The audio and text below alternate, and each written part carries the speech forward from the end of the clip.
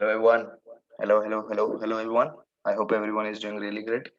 तो आज का हमारा सेशन है sir, that is revision session 6।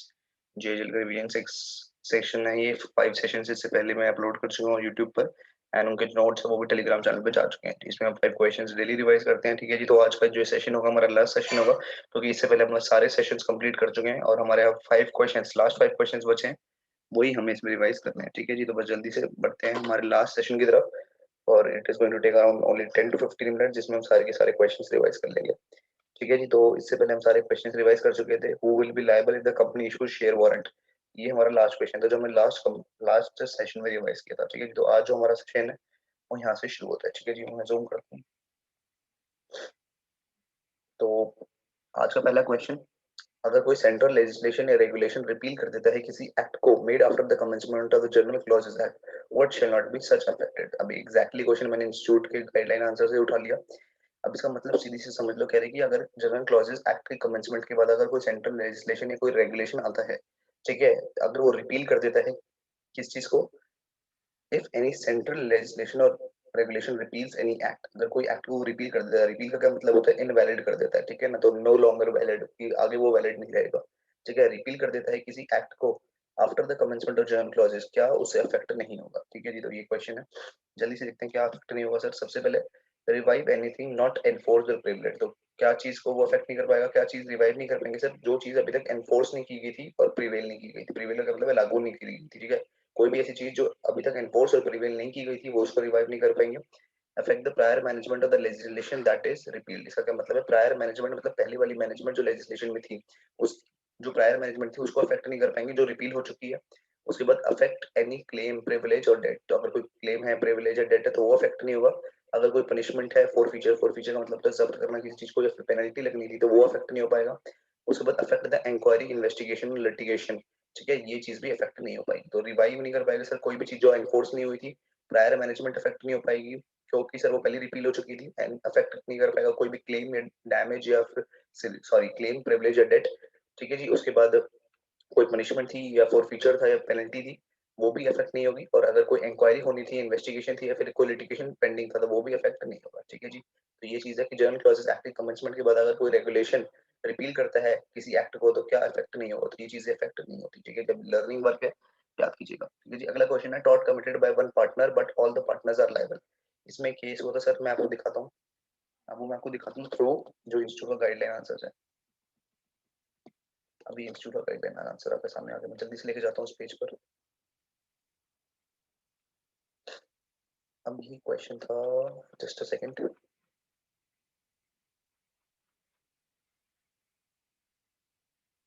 Yes, तो ये क्वेश्चन था दैट इज, या, तो दिस वाज द क्वेश्चन, ठीक है। तो मैं इसके पर जूम करता हूँ आपके लिए। कह रहे कि अनिल और अमित दो पार्टनर थे, अनिल और अमित दो पार्टनर थे, ठीक है जी, दो पार्टनर थे फॉर्म में।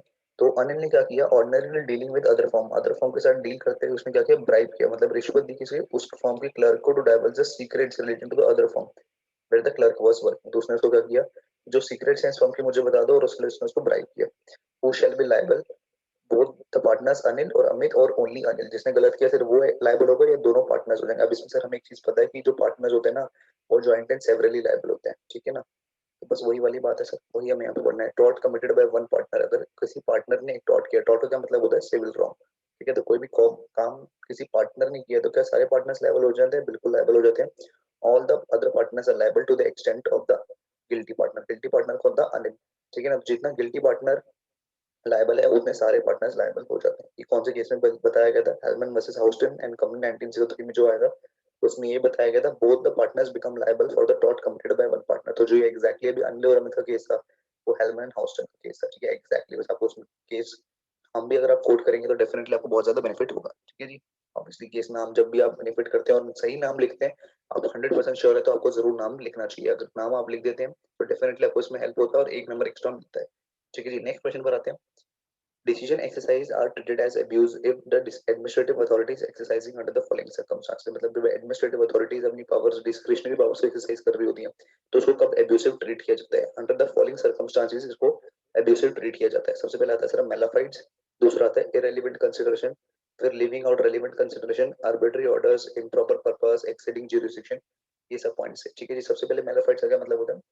To with an intent to deceive someone, मतलब fraudulent intention, in bad faith और डिसऑनेस्ट इंटेंशन के साथ अगर कोई करता है तो it is quashed by the court. Quashed का क्या मतलब होता है? कोर्ट इसको खत्म कर देता है, and it is considered as bad and abuse of discretion. तो कौन कौन से केसेस में ये फॉलोइंग सर्कमस्टांसेस में क्या होगा सर कि डिसीजन जो भी एक्सरसाइज करेगा एडमिनिस्ट्रेटिव अथॉरिटीज, इसको एब्यूसिव माना जाता है। ठीक है। तो कौन कौन से केस? सबसे पहले मेलाफाइड्स।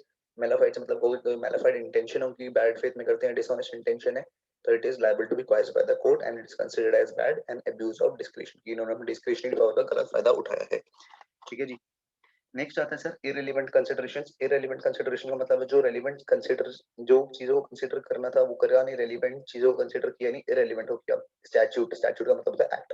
Confers power for one purpose, it's use for other purpose is considered invalid. इसका मतलब कि स्टैट्यूट आपको जिस पर्पस के लिए पावर देता है, मतलब एक्ट जिस चीज के लिए आपको पावर देता है, जिस पर्पस के लिए आपको पावर देता है, उसका यूज अगर आप उस यूज उसके लिए यूज ना करें और किसी और पर्पस के लिए यूज करें तो उसे इनवैलिड कंसीडर किया जाता है। If takes into account factors, circumstances, events wholly irrelevant, the administrative action is vitiated. Vitiated का मतलब होता है खत्म कर दिया जाता है। इसका मतलब है कि अगर कोई भी वो फैक्टर्स, सर्कमस्टांसेस या इवेंट्स ऐसे लेते हैं जो इररिलेवेंट है तो उसको क्या किया जाता है? वाइशिएटेड किया जाता है। ठीक है जी। उसके बाद आता है लीविंग आउट रेलिवेंट कंसिडरेशन। अब यार इसके ऊपर ना मैं एग्जांपल्स आपको नहीं दे रहा हूँ क्योंकि ना ये एग्जांपल की बात नहीं, हम जैसे बोले बोले पहले पता था हमें कि जो भी हम पढ़ रहे हैं दैट इज एग्जाम ओरिएंटेड पढ़ रहे हैं। ठीक है ना। तो एग्जाम ओरिएंटेड जब पढ़ रहे हैं तो हमें चीजों को समझना है और समझते हुए क्या करना है, बस आगे बढ़ते हुए चलना है। ऑब्वियसली ये रिवीजन है तो रिवीजन में हमारा यही मोटिव रहता है कि बस हम जल्दी से पढ़ें और खत्म करें और उसको बस याद करें। बार बार आप इसको मल्टीपल टाइम्स रिवाइज करेंगे तो हो जाएगा। ऑब्वियसली इन चीजों को आप पहले ही समझ चुके होंगे। लीविंग आउट रेलिवेंट कंसिडरेशन, वही बात सर, जो रेलिवेंट चीजें हैं उनको आपने हटाया दिया और इररिलेवेंट चीजें आप ले रहे हो, कंसीडर कर रहे हो, तो बस इसको भी इसका माना जाता है अब्यूज ऑफ डिस्क्रिशन पावर्स माना जाता है। उसके बाद required to take into account all relevant fact, जो भी रेलिवेंट फैक्ट्स है कोई भी केस में तो उसको जरूर क्या करना पड़ता है, दैट इज कंसीडर करना पड़ता है। लेकिन अगर वो उसे कंसीडर ना करे और इररिलेवेंट चीजों को कंसीडर करे तो यहाँ पर वो आ जाता है। उसके बाद आता है सर आर्बिट्री ऑर्डर्स। ये बहुत इंपॉर्टेंट है, ध्यान रखना। Order should be based on facts. मतलब फॉर एग्जांपल अगर कोर्ट के पास कोई केस आया तो जो भी फैक्ट्स है उसके बेसिस पर कोर्ट को ऑर्डर करना है। और ये लाइन जरूर लिखे आना, not on whims and fancies of adjudicatory authority. इसका क्या मतलब है? इसका क्या मतलब है कि whims एंड फैंसीज का क्या मतलब होता है? whims एंड फैंसीज का क्या मतलब होता है कि इनमें ऐसा कुछ होना नहीं चाहिए कि नहीं मुझे यही डिसीजन देना है, तो उनमें पहले से ऐसा कुछ अंदर से होना नहीं चाहिए। मतलब एक सनक सी होती है कि नहीं सर मेरे को ये नहीं करना। फैंसीज का क्या मतलब होता है? फैंसीज का मतलब होता है शौक। ठीक है ना। तो whims एंड फैंसीज का मतलब होता है कि अब किसी चीज के ऊपर पहले से वो डिसाइड करके बैठे कि नहीं मुझे तो यही डिसीजन देना है, तो वो उनके अंदर वो एक तरह से सनक नहीं होनी चाहिए। और फैंसीज मतलब जो शौक शौक में कोई भी उन्होंने डिसीजन दे दिया, तो एजुडिकेटरी अथॉरिटी क्या करेगी? उनको फैक्ट्स के बेसिस पे जो भी है वो ऑर्डर देना है, not on the whims and fancies. तो दोबारा से देखते हैं, कहा था मेलाफाइड्स डिसऑनेस्ट इंटेंशन है, क्वाइस्ड बाय द कोर्ट। उसके बाद इररिलेवेंट कंसिडरेशन, जो जिस पर्पस के लिए आपको पावर दी गई है उसका यूज आप उस पर्पस के लिए करें, किसी और के लिए करेंगे इररिलेवेंट कंसिडर मान लिया जाएगा। ठीक है। Action is वाइशिएटेड।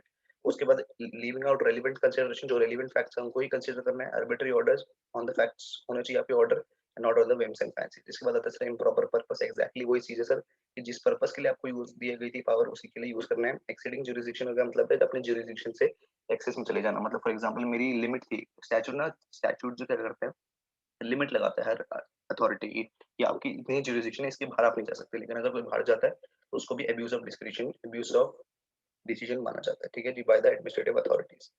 ठीक है जी। तो अभी तक हमने क्या किया? सबसे पहले कौन कौन सा अगर कोई सेंट्रल लेजिस्लेशन या रेगुलेशन आता है जो रिपील करता है किसी एक्ट को after the commencement of general clauses act, क्या अफेक्ट नहीं होगा, ये हमने इसे पढ़ा। अगर टॉट एक पार्टनर कमिट करता है तो क्या सारे लायबल हो जाते हैं? बिल्कुल। और कौन कौन से डिसीजंस अब्यूज ऑफ डिस्क्रिशन माने जाते हैं by the administrative authorities, these are the following circumstances. ठीक है जी।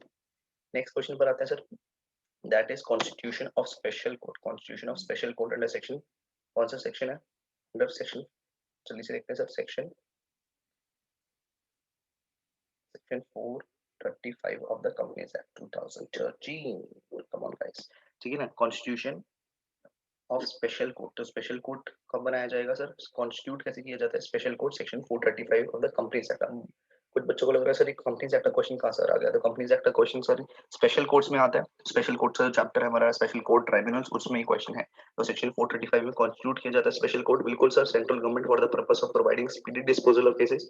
मतलब स्पीड, सेंट्रल गवर्नमेंट को लगता है कि यार केसेस बहुत धीरे धीरे जो हो रहे हैं सॉल्व हो रहे हैं, अगर स्पीडी डिस्पोजल ऑफ केसेस की जरूरत है, मतलब केसेस को जल्दी से खत्म करने की जरूरत है, सेंट्रल गवर्नमेंट कर सकती है establish as many special court as necessary. जितना भी उनको लगेगा उतना वो कर सकते हैं। अब स्पेशल कोर्ट का ये हो गया कॉन्स्टिट्यूशन, ये है उसका कॉम्पोजिशन की कौन कौन होगा उस स्पेशल कोर्ट के अंदर। तो एक सिंगल जज होगा सर, उसमें सेशन जज, एसडी का मतलब है सेशन जज, और एएसडी का मतलब है असिस्टेंट सेशन जज।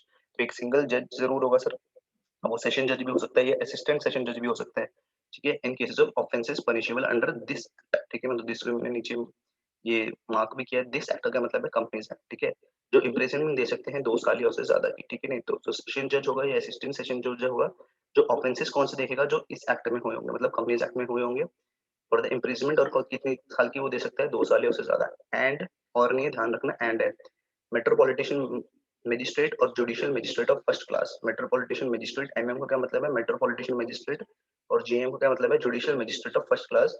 केसेस देखेंगे कौन से ऑफेंसेस के, अदर ऑफेंसेस के, मतलब जो इस एक्ट में नहीं होंगे, मतलब जो कंपनीज एक्ट में नहीं होंगे। और जो ये पर्सन होगा वो कौन अपॉइंट होगा, मेट्रोपॉलिटिशियन मजिस्ट्रेट और judicial magistrate of first class जो अपॉइंट होगा, वो कौन अपॉइंट करेगा, सेंट्रल गवर्नमेंट करेगा in concurrence with chief justice of high court, जो उस जुरिस्डिक्शन में बनाई जा रही है, ठीक है ना। फॉर एग्जांपल जिस जुरिस्डिक्शन में, फॉर एग्जांपल दिल्ली में बनाई जा रही है अगर कोई स्पेशल कोर्ट, तो स्पेशल कोर्ट जो हाई कोर्ट के चीफ जस्टिस होंगे दिल्ली के, ठीक है, उनसे पूछा जाएगा in concurrence with chief justice of high court, ठीक है जी। लास्ट क्वेश्चन आता है सर, दिसंबर 19 का पेपर हमारा खत्म होता है यहाँ पर। लास्ट क्वेश्चन है 6 का fourth part, that is quo warrant. तो the writ of quo warrant, तो आपको पता ही है सर, जो 5 तरह की रिट्स होती है हमारी, habeas corpus, mandamus, certiorari, quo warranto, mandamus, ठीक है। तो ये होती है हमारी 5 तरह की रिट्स होती है, ठीक है ना। इस 5 रिट्स में से एक होती है क्यू वारंटो। अब क्यू वारंटो का मतलब होता है बाय व्हाट अथॉरिटी, ठीक है ना, किस अथॉरिटी से आपने ये जो ऑफिस है ये एज्यूम किया हुआ है। फॉर एग्जांपल जब ऑफिस, अब इसकी हिस्ट्री थोड़ी सी सुन लो 2 मिनट, क्या होता है, फॉर एग्जांपल एक पर्सन है जो पब्लिक ऑफिस में है, ठीक है ना, पब्लिक ऑफिस में वो ड्यूटी करने जाता है, तो फिर उससे पूछा जाता है तो by what authority you are holding this office, by what authority you are assuming that कि ये चार्ज ऑफ द ऑफिस आपको मिल रहा है। फॉर एग्जांपल अगर हम सीएस एग्जीक्यूटिव में, तो हम ऑब्वियसली सीएस का एंट्रेंस क्लियर करके आए हैं, ठीक है ना। तो आप ऐसे नहीं कह सकते हम सीएस का तो एंट्रेंस क्लियर करके नहीं आए, ठीक है ना। तो जो भी एलिजिबिलिटी क्राइटेरिया हो सकता है, डायरेक्ट एंट्री से आए हो, या हो सकता है आप फाउंडेशन क्लियर करके आए हो या सीएस नीट क्लियर करके आए हो, तो ये चीज समझ में वाली आती है कि जो एंट्रेंस है, जो एलिजिबिलिटी क्राइटेरिया है, हम उसको पूरा कर आए हैं। तो बस वही पूछा गया बाय व्हाट अथॉरिटी। तो रिट अनेबल करता है इंक्वायरी, अनेबल मतलब होता है अलाउ, तो रेट करता है enable inquiry into the legality of the claim, पूछता है कितना लीगल है आपका claim, where person asserts to an office or franchisee and to oust him from such position if is an असरपर। असरपर, अब इसे असरपर भी बोलते हैं, उसरपर भी बोलते हैं।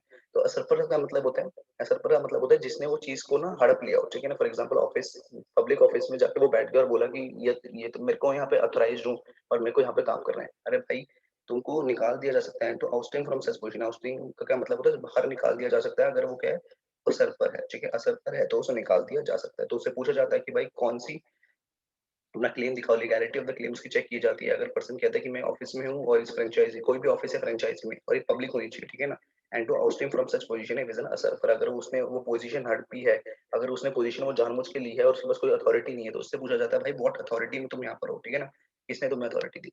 उसके बाद आता है सर ये कब इशू किया जाता है, ऑफिस पब्लिक नेचर का हो, सब्सटैंटिव नेचर का हो, क्रिएटेड बाय द स्टैट्यूट और कॉन्स्टिट्यूशन, वो किसने क्रिएट किया, स्टैट्यूट मतलब एक्ट ने किया हो या कॉन्स्टिट्यूशन ने किया हो।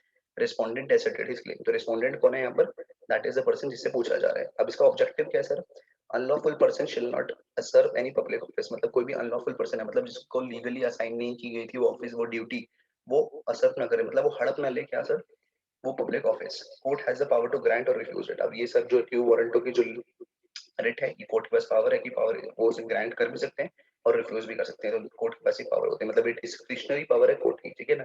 तो बस क्यू वारंटो हमें नहीं देखना कि भाई व्हाट अथॉरिटी तुम ये ऑफिस होल्ड करते हो, ठीक है जी। तो जल्दी से रिवाइज करते हैं, आज हमने 5 क्वेश्चंस कौन से रिवाइज करे, देखते हैं सर। अगर कोई सेंट्रल लेजिस्लेशन या रेगुलेशन रिपील करता है act after the commencement of general clauses, क्या इफेक्ट नहीं होगा, ये चीजें इफेक्ट नहीं होती, अब इनको याद करना है सर आपको। इसके बाद taught committed by one partner, क्या सारे पार्टनर्स लायबल हो जाते हैं, बिल्कुल, ये केस याद रखना, सब कुछ याद आ जाएगा। उसके बाद आता है sir Hellman and Houston and company 1903 में डिसाइड हुआ। उसके बाद person exercise are treated as मतलब decision, I am sorry, decision exercise are treated as abusive where administrative authorities exercise under the following circumstances. तो ये पॉइंट्स याद रखना, सब कुछ याद आ जाएगा। मैलिफाइड, irrelevant consideration, leaving out relevant consideration, arbitrary orders, improper purpose, exceeding jurisdiction, ये सब। उसके बाद आता है sir constitution of special court, special court का कॉन्स्टिट्यूशन की बात की गई है under section 435 of the companies act. तो लास्ट है दैट इज क्यू वारंटो, ठीक है। तो यहाँ पर हमारे सारे के सारे जो है यार खत्म हो गए, ठीक है जी। तो please thank you so much, आपने साथ बनाए रखा है यहाँ पर। और प्लीज इसको शेयर जरूर कीजिएगा, अपने फ्रेंड्स के साथ भी शेयर कीजिएगा, और हमारे यूट्यूब चैनल को भी जरूर सब्सक्राइब कीजिएगा। और अगर अभी तक आपने टेलीग्राम चैनल को हमारे ज्वाइन नहीं किया, C S C M A area का जो टेलीग्राम चैनल, अगर आपने अभी तक उसको ज्वाइन नहीं किया, तो उसे प्लीज प्लीज ज्वाइन कीजिएगा, शेयर जरूर कीजिएगा विद फ्रेंड्स और लाइक जरूर कीजिएगा सर, और बेल आइकन भी जरूर प्रेस कीजिएगा, अगर जो जैसी हमारी लेटेस्ट वीडियोस आती हैं वो आपको पता चल जाएंगी। एक चीज और मैं बताऊंगा, जैसे अब हमारे यहाँ पे जीएजीएल का 2019 दिसंबर का पेपर खत्म हो गया है, ठीक है जी, ये सारी की सारी समरीज हैं, ये सारी की सारी मैं एक पीडीएफ फॉर्म में दोबारा से अपलोड कर दूंगा, ठीक है, आज अपलोड कर दूंगा जैसे हमारा खत्म होगा। एक चीज मैं और जरूर बताना चाहूंगा कि यहाँ पर जैसे ही अब हमारा ये खत्म हो गया है, तो अब हम क्या करेंगे सर, दैट इज अब जो हम करने वाले हैं दैट इज जेईजीएल का नेक्स्ट पेपर या फिर कंपनी लॉ का नेक्स्ट पेपर। तो कंपनी लॉ का पेपर कर लेते हैं या जेईजीएल का करें या सेटिंग का करें, फर्स्ट ग्रुप की बात कर रहा हूँ अभी मैं। तो फिर वो मैं इसके लिए रिगार्डिंग पोल कंडक्ट कर लूंगा अपने टेलीग्राम चैनल पर भी और दैट इज इंस्टाग्राम पर भी। तो जिस हिसाब से हमारा रिजल्ट आएगा उस हिसाब से हम अपनी नेक्स्ट रिवीजन स्टार्ट करेंगे। तो जेएजीएल का जो दिसंबर 19 का पेपर है वो आज रिवीजन सेशन 6 में जाके पूरा खत्म हो जाता है, मतलब 30 क्वेश्चन आए थे और 5 क्वेश्चन हमने डेली रिवाइज किए, 6 into 5 30 क्वेश्चन हमारे डेली रिवाइज, मतलब 6 इन 6 डेज के अंदर हमारे 30 क्वेश्चन रिवाइज हो गए, ठीक है जी। तो इन क्वेश्चन को हम बार बार रिवाइज कीजिएगा, और आपको अब इंस्टीट्यूट गाइडलाइन आंसर्स देखने की जरूरत नहीं, क्योंकि वहाँ पे उसमें आपको हो सकता है थोड़ा सा टाइम वेस्ट हो जाए। ये समरी मैंने अपलोड कर दूंगा पीडीएफ फॉर्म में और मैं टेलीग्राम चैनल पे, तो वहाँ पे जाकर आप इसे देख सकते हैं, ठीक है जी। तो बस आज के लिए इतने रखते हैं जी, थैंक यू सो मच, अगला डिसाइड करेंगे थ्रू पोल, ठीक है जी। Thank you so much, good bye.